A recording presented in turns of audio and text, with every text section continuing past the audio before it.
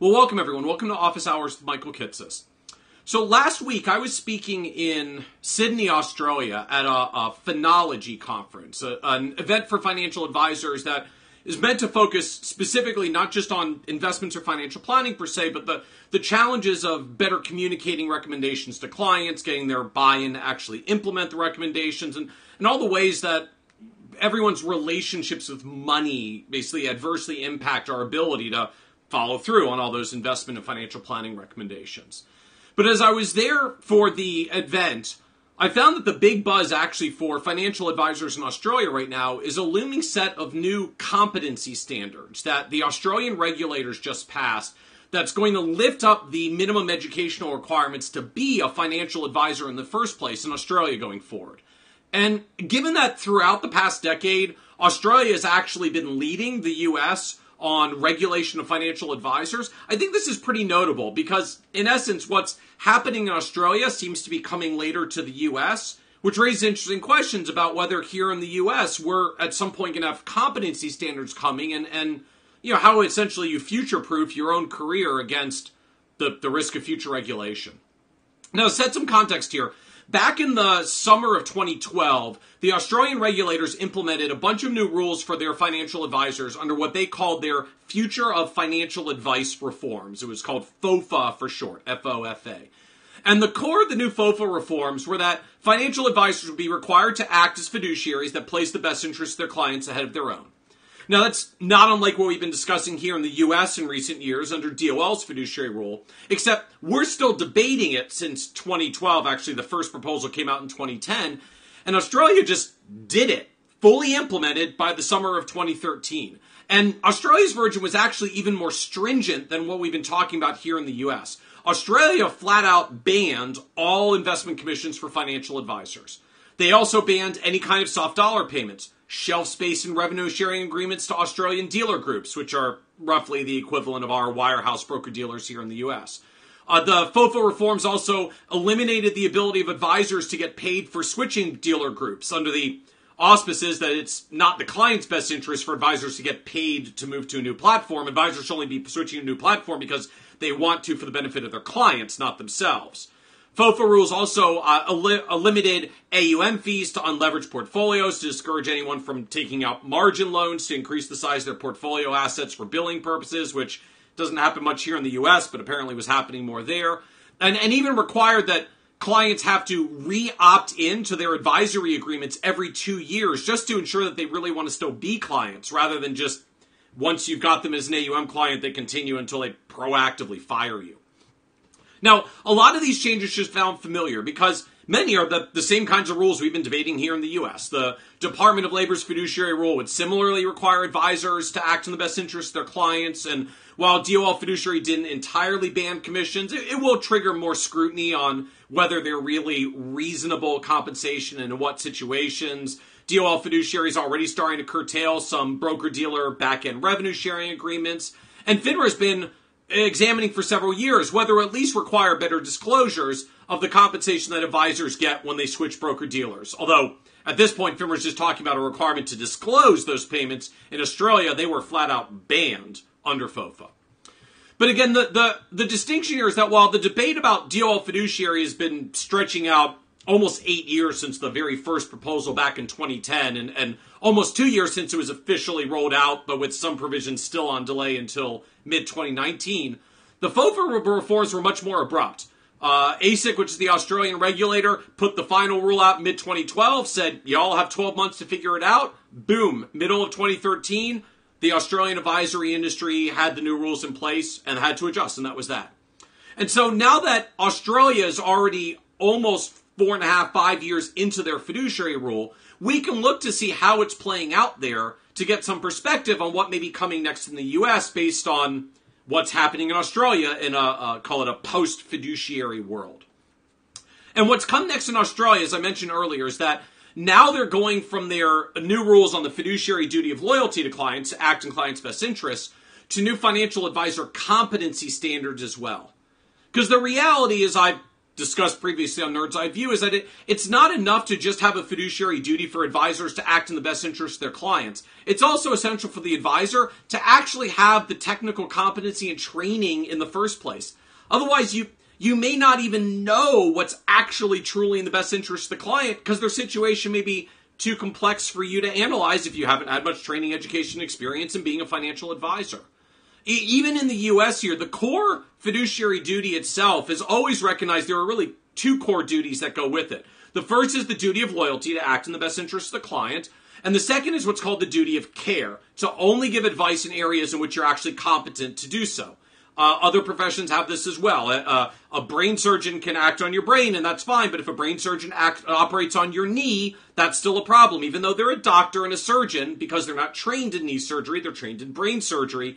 Very improper for them to do knee surgery if that's not the specific domain in which they're trained and competent. And so in this context, Australia followed up its first round of FOFA for reforms requiring the fiduciary duty of loyalty to clients with a second round of reforms now specifically targeted at financial advisor competency. And in essence, the new competency rules would require sort of four core areas. All advisors would have to have a college bachelor's degree, full year of professional experience, pass a comprehensive exam to demonstrate their competency in core knowledge areas, and commit to ongoing education with the Code of Ethics. And a new independent body called the Financial Advisor Standards and Ethics Authority, or FASEA for short, will be responsible in Australia for determining all these details, which college degrees qualify, creating and administering their new advisor exams, setting continuing education requirements, and the new Code of Ethics for their financial advisors. Now, this is expected to be quite disruptive in Australia because the estimate is that currently only about 25% of the advisors there would meet all these requirements as they exist today. And many don't necessarily have that much training in financial advice to pass the new competency exam either. And similarly, only about a quarter of Australian advisors have their CFP marks or some equivalent, which would also effectively cover advisors under the new competency rules as well. So the Australian regulators are actually providing a rather substantial transition period for all the Australian advisors. New advisors will have to meet the new requirements starting in 2019, but existing advisors will have 3 years until 2021 to take the exam and 6 years until 2024 to get their college degrees if they haven't already. All built around this fundamental concept that if you're going to give people financial advice, you should actually be required to know what you're talking about beyond just being trained in a handful of products maybe that your company offers. Because this is the fundamental transition happening here around the world. We're not salespeople anymore. We're advisors who give advice about a lot more than a particular product. Now, for all of you who have CFP certification here in the US, these requirements being implemented in Australia to have education, pass an exam, get some experience, and meet a code of ethics should sound vaguely familiar because it's the exact same framework as what we call the 4 E's requirements that already exist in the US. Education, exam, experience, and requirements, and ethics requirements. In fact, the CFP board implemented a bachelor's degree requirement back in 2007, already has a 2 or 3 year experience requirement, has had a comprehensive exam requirement since 1991, and has long had a code of ethics, which we're now in the midst of updating. In other words, while CFP certification itself is not actually required to be a financial advisor in the US, what the CFP board requires for CFP certification actually looks exactly like the reforms now being proposed in Australia that would be a requirement for all financial advisors, which suggests that this really may be the next shoe to drop in regulation for advisors in the US, whether it's literally to require the CFP marks to practice and making the CFP certification a minimum competency standard for all advisors rather than just the voluntary designation is today, or it's maybe similar to Australia, some separate but similar competency requirement that's administered by a government regulator or some independent entity the regulator creates, for which CFP certificates would likely be grandfathered because they're already the higher standard that the profession is moving towards. Because again, what regulators are now recognizing is that it's not enough just to require that advisors act in their clients' best interests if we don't have the training to know what would be the best advice for clients in the first place. And it's worth noting this ultimately isn't even just about improving competency to ensure there's good advice. It also is about improving consumer trust in financial advisors in the first place. And this was actually a point that really hit home for me from another presentation at the Phonology Conference last week by a gentleman named Herman Brody of a firm called Prospecta out of the UK. So Herman actually just wrote a book coming out in April about how consumers decide whether to trust a financial advisor, and ultimately noted that from the research perspective, it basically comes down to two factors: warmth and competency. Now, warmth here doesn't necessarily mean you have to be warm and friendly and extroverted with clients necessarily. It simply means that clients have to believe that you care and that you're actually there to try to benefit them and help them. Your warmth means they feel that you're warm towards them and want to actually help them get better outcomes. But Herman's research found that warmth alone is not enough. If clients are going to trust your advice, they also have to believe you're actually competent in the first place, and that you really know what you're talking about, and that you can give them advice that they should trust based on your expertise. Now, as Herman showed, there are plenty of industries and firms, and particularly in financial services, where we're actually doing pretty good on the perceived competency. We have no perceived warmth, right? Not news in the financial service industry, but there are a lot of folks that feel that financial services firms are not out for their clients' best interests. It just feels like a cold firm that's out for itself and its shareholders, and it's all about the money and not the clients. But I think sometimes we underestimate how much consumer trust in financial advisors has also been damaged by our low competency standards.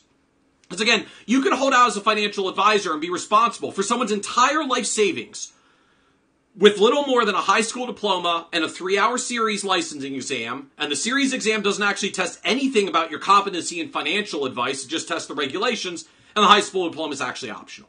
So for the subset of us that voluntarily aspire towards what we need to know to actually be more competent in our advice to the clients by getting voluntary designations like the CFP marks, that's a wonderful and huge step forward. But bear in mind, barely 30% of all financial advisors have CFP certification, which means more than 70% do not. And while a few might have some reasonably comparable education designation like the CHFC or the PFS as a CPA, the majority of financial advisors don't have any substantive education or designations in the subject of financial advice.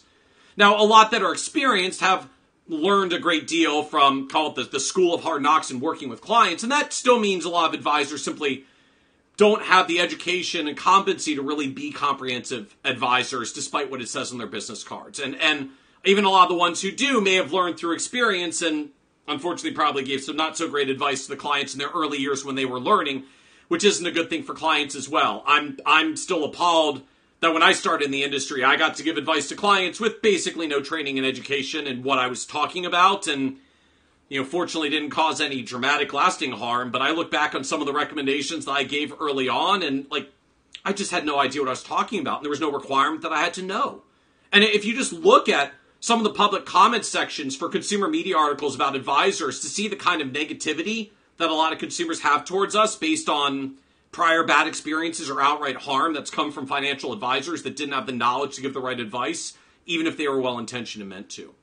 And so that's why I think it's such a big deal that Australia is now rolling out a financial advisor competency standard, because it's important to lift the quality of advice and trust in financial advisors, which ultimately makes it easier for us to get clients. It wasn't so necessary in a world where most financial advisors were primarily selling insurance and investment products. Then you really just need to be competent in the products you're selling. But now most of us are still being regulated like product salespeople and not advisors, even though the whole industry in the US, in Australia, in the UK, worldwide, are shifting from a product focus to becoming actual advisors where competency and advice matters. Both to give good advice, to know what good advice would be, and to improve consumer trust in financial advisors.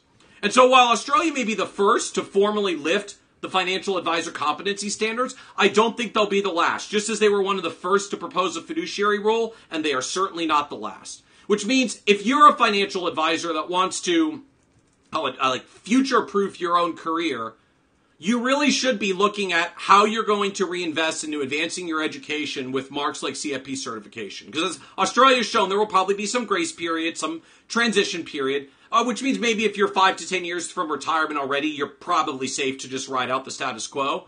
But if you're younger than that and have a longer time horizon in the business, there is an increasing risk that once the first round of fiduciary rule to act on clients' best interests is done, the next round is going to be about competency standards. That will be the battle of the 2020s. And I'm sure a lot of you are thinking it can't happen here and it won't happen here. Australia made the change, even though Fewer than 25% of advisors have the CFP marks, which means the fact that we're approaching 30% of advisors with the CFP marks in the U.S. means, in theory, it would be easier to do it here in the U.S. than what they already did in Australia. And I think that's both a real warning to the 70% of advisors here in the U.S. that don't have the CFP marks or something equivalent and are concerned about how to future-proof their career. I'd be working on that sooner rather than later. And if you are a CFP certificate, don't rest on your laurels and use that to differentiate yourself, because when the other 70% of advisors are required to get CFP certification as well, your CFP marks don't differentiate you. Just a lot of advisors are now finding that marketing as a fiduciary, not such a good differentiator in the world of DOL fiduciary, where everyone's a fiduciary. The regulators lifting the standards eliminate these as differentiators. And that's why I talk so often about the importance of building towards a niche or a specialization or some kind of post-CFP education so that you stay one step ahead. But I hope this helps a little as food for thought around the current trends of regulation for financial planners around the world and outside of the U.S. This is Office Hours with Michael Kitces, normally 1 p.m. East Coast time on Tuesdays. Thanks for joining us, everyone, and have a great day.